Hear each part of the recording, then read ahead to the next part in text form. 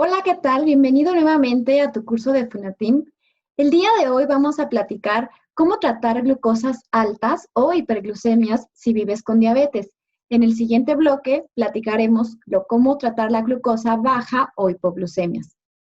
Primero, es importante conocer algunos términos si vives con diabetes y si te interesa también apoyar a alguien, tal vez tú no vivas con diabetes, pero algún familiar, conocido o amigo vive con diabetes y te interesa saber qué es, cómo tratarla, este curso es importante para ti y espero que sea de tu agrado y sobre todo que te ayude a resolver bastantes dudas y a saber actuar en el momento para evitar complicaciones. Por ejemplo, llegar a un hospital, por algo que no se trató a tiempo en casa o en la calle, o preocuparse por algo que tiene solución mediante la educación. Para saber cómo tratar una hipo e hiperglucemia, primero es necesario conocer algunos términos muy sencillos. Platiquemos qué es diabetes. La diabetes es una condición en la que el páncreas deja de producir una hormona que se conoce como insulina. Todos los seres humanos debemos y necesitamos producir insulina en este órgano que se encuentra detrás del estómago conocido como páncreas. Cuando por alguna causa el páncreas deja de producir esta hormona insulina, eso se puede conocer ya como diabetes. ¿Para qué sirve la insulina? La insulina es una hormona que ayuda a que la glucosa que está en la sangre o también conocida comúnmente como azúcar de los alimentos pueda entrar directamente a las células que las necesitan. ¿Qué es la glucosa y para qué sirve? La glucosa es nuestra principal fuente de energía para los seres vivos. La principal fuente de energía que circula en la sangre. Es nuestro combustible para poder funcionar. Es como un coche. Un coche sin gasolina no funciona porque no tiene energía. Nosotros también. Sin glucosa en nuestras células tampoco funcionamos. Y la glucosa se obtiene principalmente de los alimentos que contienen azúcares o carbohidratos o hidratos de carbono. Vamos a retroceder un poquito a platicar por qué las células necesitan glucosa. Primero es importante recordar que nuestro cuerpo está formado por millones y millones y millones de células. Son células altamente especializadas. ¿Qué quiere decir? Que las células del músculo son diferentes a las células del cerebro, del cartílago, de la grasa, de los huesos. Y gracias a estos millones y millones de células que tenemos en nuestro cuerpo es que podemos existir. Pero estas células necesitan alimentarse. Hay algunas células específicas que nada más van a consumir glucosa para poder funcionar.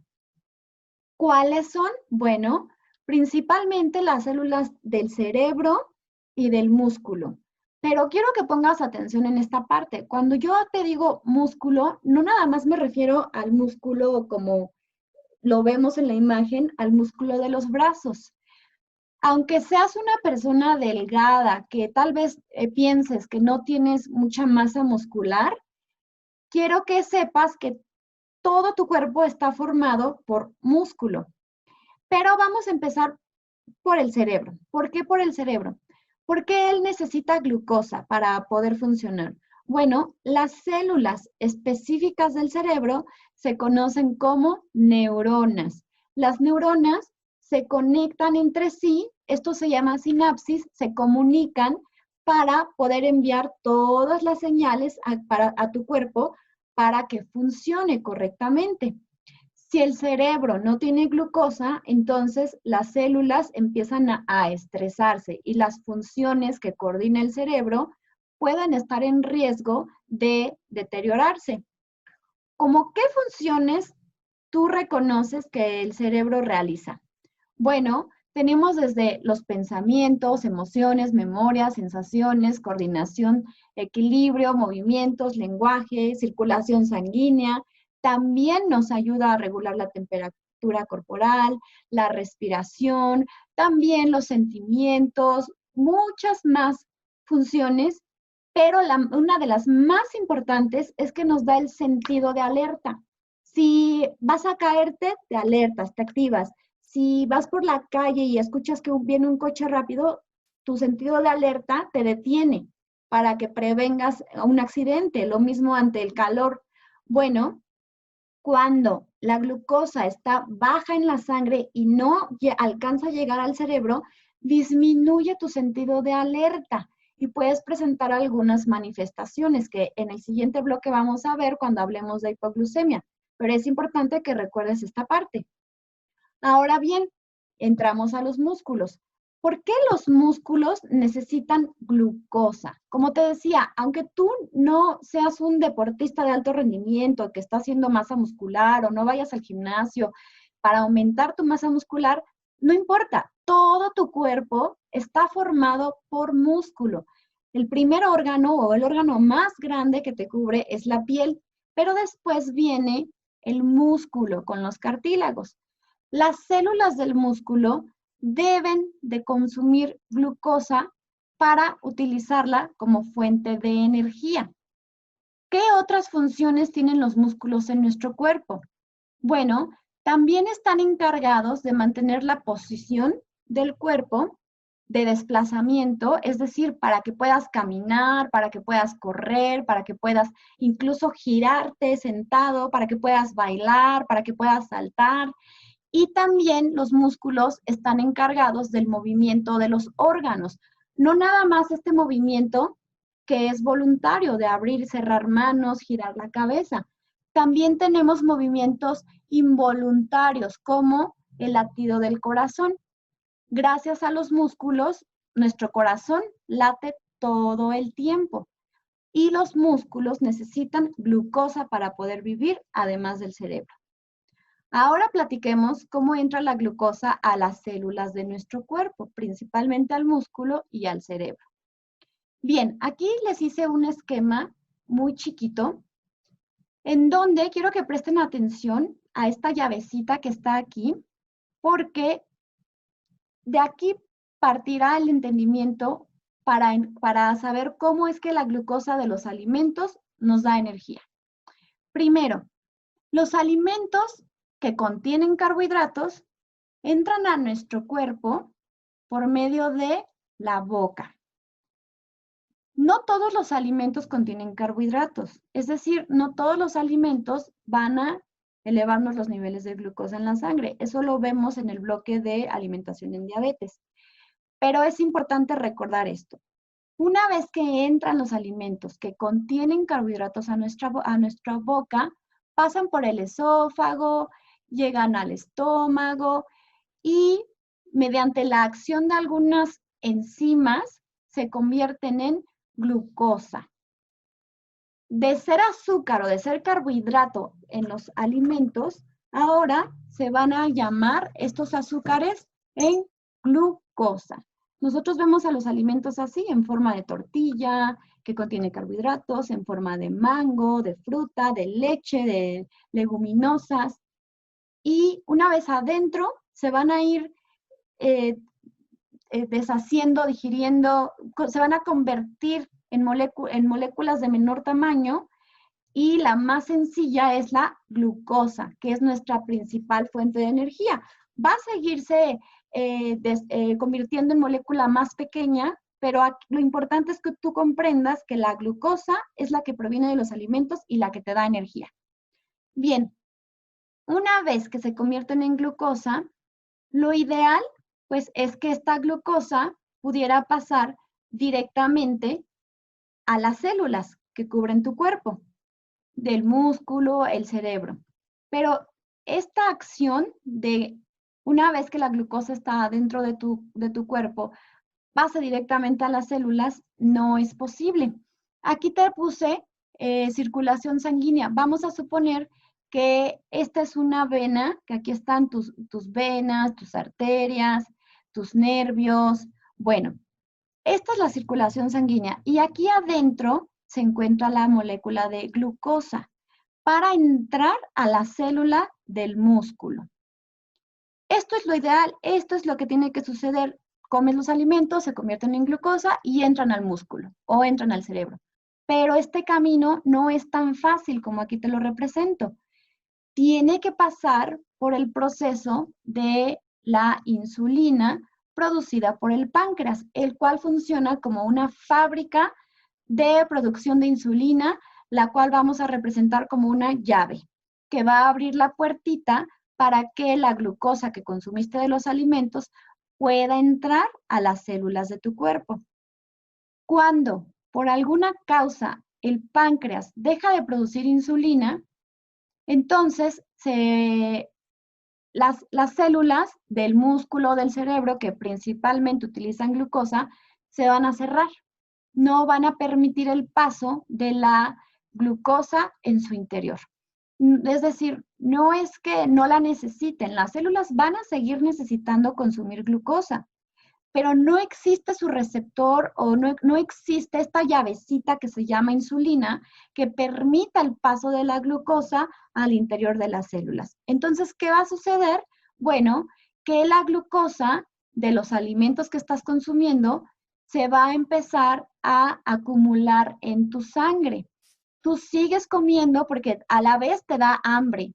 Si tus células del músculo, del cerebro, no tienen glucosa en su interior, va a aumentar tu sensación de hambre y vas a seguir consumiendo alimentos que contengan carbohidratos para compensar esta sensación de hambre. Pero ahí lo que te falta es insulina, no alimento. ¿Por qué? Porque como no hay insulina, las células no están permitiendo el paso de glucosa en su interior y la glucosa se está quedando circulando en tu sangre. Te da más hambre, comes más alimentos con carbohidratos, se llena cada vez más tu circulación sanguínea de azúcar o de glucosa y esto se conoce como hiperglucemia. Hiper de alto. Glucemia de glucosa significa niveles de glucosa en la sangre. La hiperglucemia se puede reconocer cuando tus niveles de glucosa están por arriba de 240 o arriba de 250. Lo normal para una persona que vive con diabetes en ayuno es tener niveles de glucosa entre 80 hasta 130, en ayuno entre 8 a 12 horas. Y a partir del primer bocado, 2 horas después de ese primer bocado que se dio, se vuelve a medir la glucosa y tiene que estar abajo de 180. Si tu glucosa está arriba de 240 o 250, ya debes de empezar a monitorear más tu glucosa para evaluar que no siga subiendo y por el contrario que esté disminuyendo. Ahora, ¿qué es la hiperglucemia? Se refiere a niveles de glucosa o azúcar altos en sangre. Se presenta cuando el organismo no cuenta con suficiente cantidad de insulina. ¿Qué puede ocasionar en tu cuerpo una hiperglucemia? Bueno, la falta de aplicación de insulina en el caso de que vivas con diabetes tipo 1 o si tienes diabetes tipo 2, quizás tu organismo sí produce insulina y por eso estás tomando medicamentos, porque todavía se logra controlar tu diabetes con medicamento, ejercicio y dieta, pero tal vez tu páncreas ya no es tan eficaz para producir suficiente cantidad de insulina. O la insulina que está produciendo no es la mejor, no es adecuada ya para la cantidad de carbohidrato que tú necesitas consumir.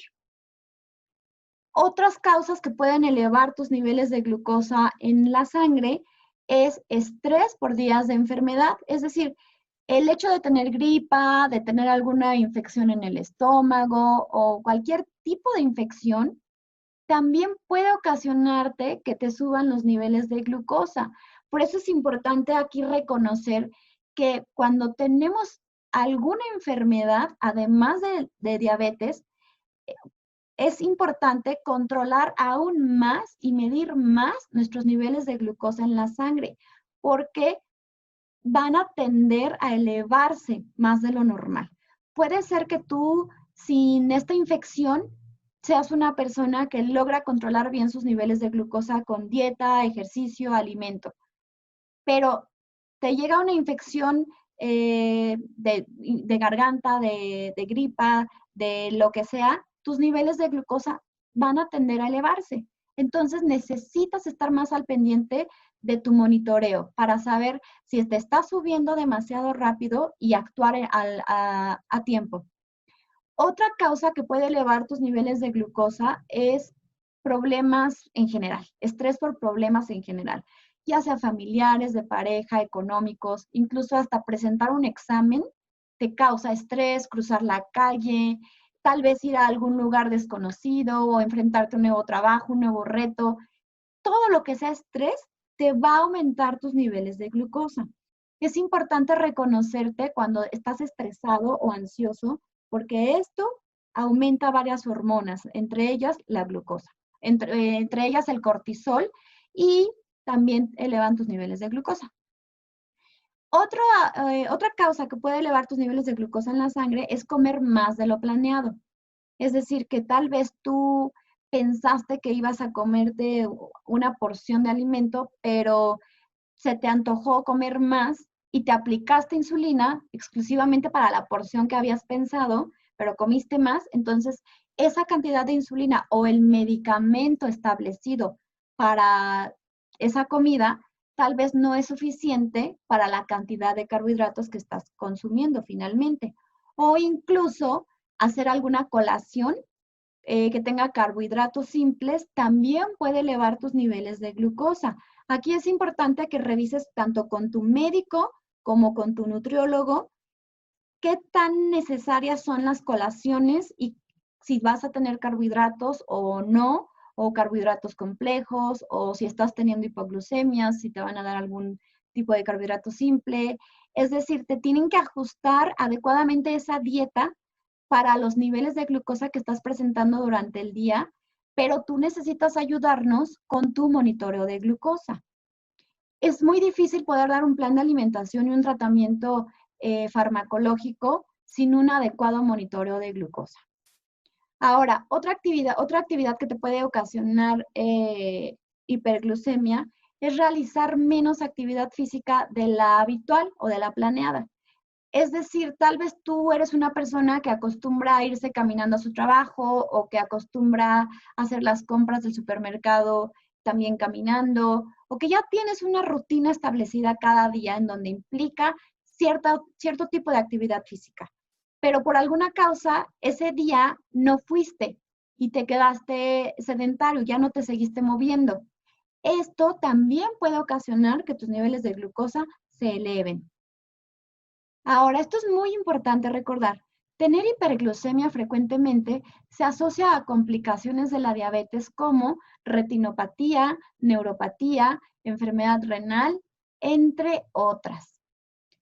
Aquí quiero reconocer y mencionarte que una persona que vive con diabetes, ya sea diabetes tipo 1 o diabetes tipo 2 o el tipo de diabetes que sea, no va a presentar las complicaciones que a veces llegamos a escuchar de la diabetes, como enfermedad renal, ceguera, amputaciones. No las va a presentar si es una persona que logra controlar sus niveles de glucosa y en general su diabetes durante toda su vida. Y más si desde el inicio del diagnóstico entendió cómo educarse en diabetes y actuar a tiempo para evitar complicaciones. Lamentablemente, las personas que llegan a estos extremos de amputaciones o de enfermedad renal o complicaciones severas es porque durante años tuvieron descontrol de la diabetes, entre ellos el descontrol de glucosa. Pero si tú recibes educación en diabetes, aprendes a monitorear tu glucosa, a comer saludablemente, a hacer actividad física, a reconocer cuándo te está subiendo la glucosa, cuándo te está bajando, a tener horario en tus medicamentos, puedes vivir igual o mejor que antes del diagnóstico de diabetes y hacer tu vida como cualquier persona sin diabetes o incluso hasta en mejores condiciones.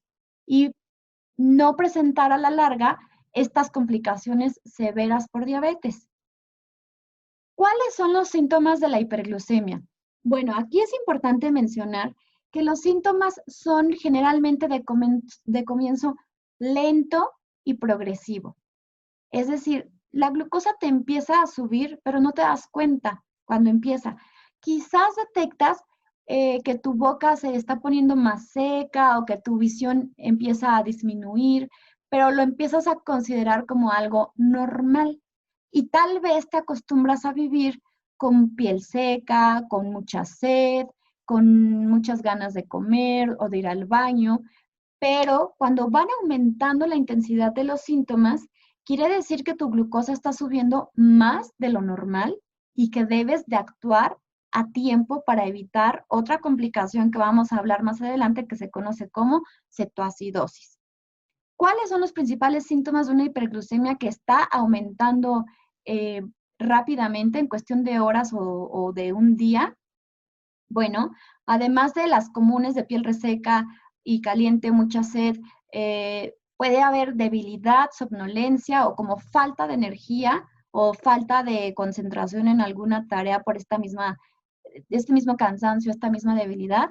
Una gran cantidad de orina, porque por lo mismo, como tienes mucha sed, consumes más agua, vas más al baño y te mides tu glucosa y por supuesto que está arriba de 240, 250 y continúa aumentando a 300, 350 y empiezas a presentar algo que se conocen como cetonas en orina, de las cuales te voy a hablar más adelante.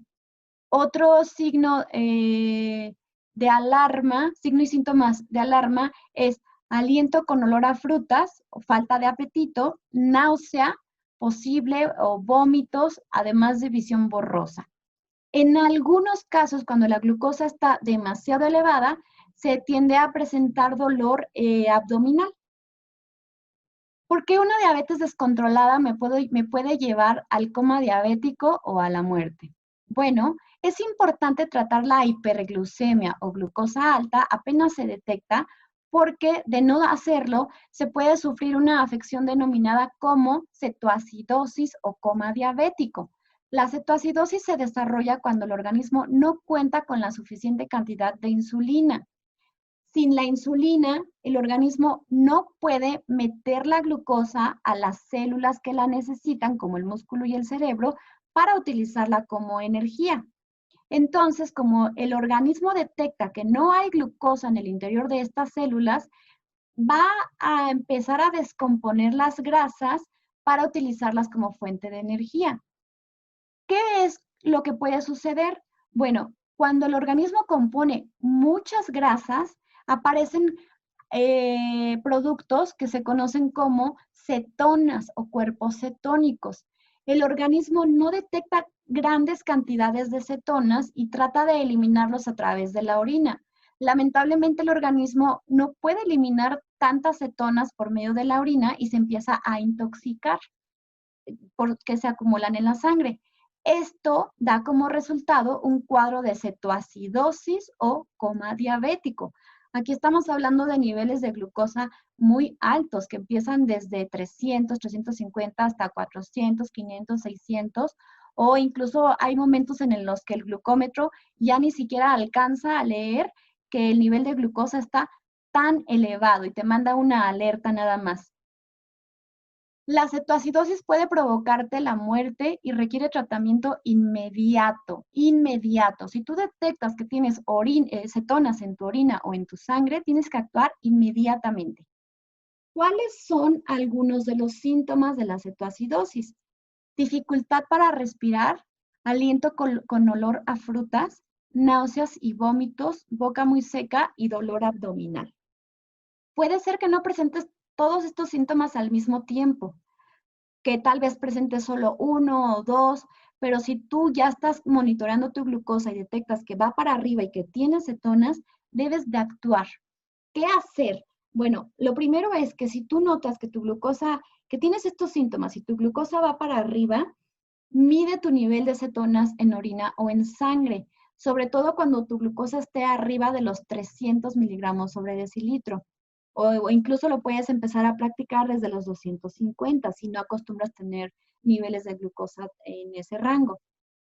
Si tienes náuseas, vómitos o dolor abdominal, si estás enfermo, si estás cansado todo el tiempo, si tienes sed o la boca muy seca, si tu piel está enrojecida, si tienes dificultad para respirar, si detectas aliento con olor a fruta, si estás confundido o desorientado. Platica con tu médico o educador en diabetes en qué otros momentos en tu caso específico se te recomendaría medir cetonas, ya sea en sangre o en orina. Si las mides en sangre, hay algunos glucómetros que además de medirte la glucosa, también te pueden medir ya presencia de cetonas en sangre. O también están estas tiras de colores que son para orina, en donde también se puede leer la presencia de cetonas en orina. ¿Cómo se trata la hiperglucemia? Bueno, por lo general, la actividad física ayuda a disminuir los niveles de glucosa. Sin embargo, si tu glucosa está arriba de los 240 miligramos sobre decilitro y encuentras que hay cetonas en orina, no realices actividad física. De preferencia, yo te recomendaría, si estás arriba de 240 mililitros, no realices actividad física si tienes diabetes, porque te va a subir tu nivel de glucosa en sangre por algunos minutos y lejos de ayudarte a bajar tu glucosa, te va a aumentar. Lo que tienes que hacer es monitorar tu glucosa, empezar a tomar agua natural, seguirte monitoreando glucosa, esperar para ver si te empieza a disminuir y si no, actuar. Si tienes alguna recomendación ya de tu médico para poderte aplicar insulina rápida en caso de que te suba la glucosa, actúa. Si detectas que habías olvidado aplicarte tu insulina o tus medicamentos para la diabetes y que por eso te está subiendo la glucosa, tómalos o aplica tan pronto recuerdes la cantidad de insulina que habías olvidado. Y si tienes dudas de cómo hacer el ajuste para tu nueva aplicación de insulina, llama a tu médico o educador en diabetes para que hagan el ajuste en el momento y evitemos ahora una hipoglucemia. ¿Cómo se previene la hiperglucemia? Tal vez, dependiendo tu estado, pueda ser útil reducir la cantidad de alimentos que ingieres, pero tú no hagas esas modificaciones por cuenta propia, sobre todo si consumes medicamentos que te puedan ocasionar hipoglucemias o si tienes un esquema que se conoce como intensificado, en donde tienes insulina de acción prolongada o intermedia más insulina rápida. No hagas modificaciones tú solo a tu plan de alimentación, incluso si conoces a alguien que vive con diabetes. No puedes llevar el mismo plan de alimentación ni el mismo tratamiento médico, incluso tampoco la misma recomendación de actividad física. Tiene que ser especializado para ti porque tu cuerpo, el tiempo que tienes viviendo con diabetes es diferente al que al que tal vez tu vecino, tu papá, tu hermano tienen con diabetes.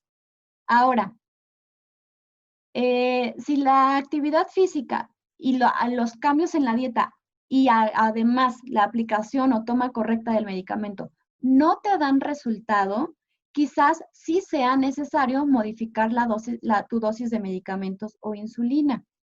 Pero para poder saber si es necesario hacer este ajuste, debes de seguir lo más que puedas las recomendaciones que se te dan y monitorear tu glucosa para saber si realmente necesitas un ajuste en el tratamiento farmacológico. A veces se llegan a hacer ajustes de tratamiento farmacológico, pero y aumentan la cantidad de insulina o la cantidad de medicamentos para controlar diabetes. Pero resulta que el paciente no hacía las recomendaciones como se le indicaban y por eso el médico le aumentaba la dosis de insulina o de medicamento. Pero en cuanto empezó el paciente a hacer esas recomendaciones, sus niveles de glucosa empezaron a bajar y realmente no necesitaba tanto medicamento o tanta insulina como la que se le calculó. Todo esto es también una colaboración que tú debes de tener con tu equipo médico y profesional de tu diabetes para ser sincero y decir, realicé medianamente las recomendaciones, no las realicé o sí las realicé y pese a que lo hice, no me funcionó el tratamiento. Entonces, se te buscará qué hacer. Pero si no lo haces y dices que sí en la consulta, pues se te va a aumentar tal vez la dosis de insulina o de medicamentos o se te va a reducir la cantidad de carbohidratos sin que lo necesites realmente.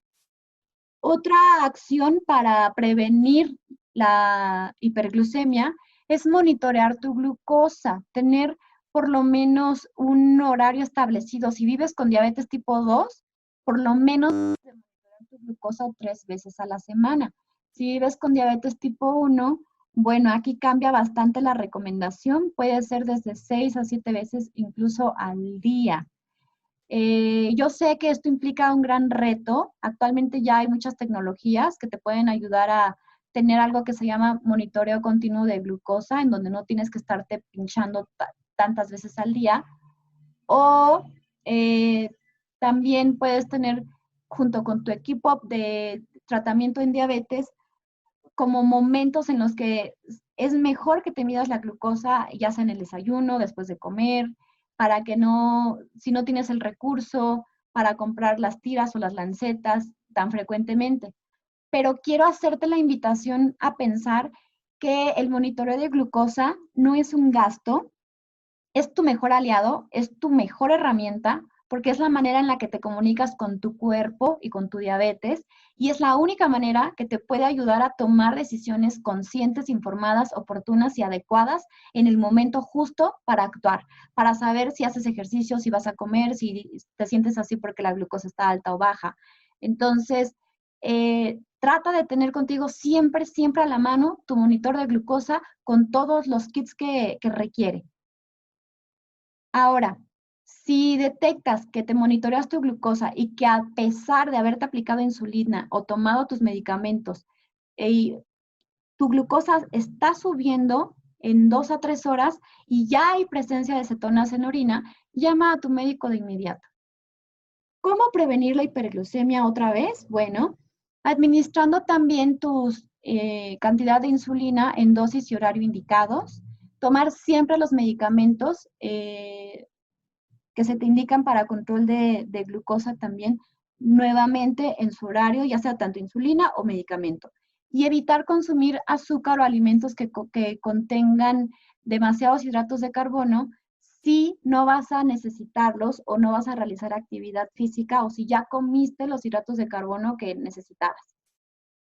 Ahora, ¿cómo se previene la hiperglucemia? Nuevamente, hay muchas maneras de prevenir la hiperglucemia.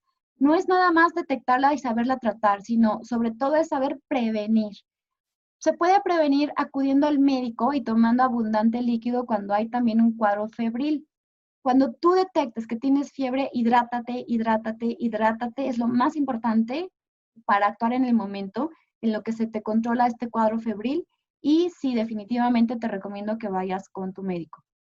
También se puede prevenir la hiperglucemia previniendo infecciones de la piel, en los pies o encías, teniendo adecuado tratamiento de higiene y realizando monitoreo constante de glucosa para saber si amaneciste tal vez con hiperglucemia. Entonces, ya sabrás que amaneciste alto de glucosa, así sabrás qué desayunar o en la tarde qué comer y seguirás monitoreándote sin dejar que se vuelva un problema silencioso que con el paso de los días o del tiempo se te pueda presentar como cetoacidosis.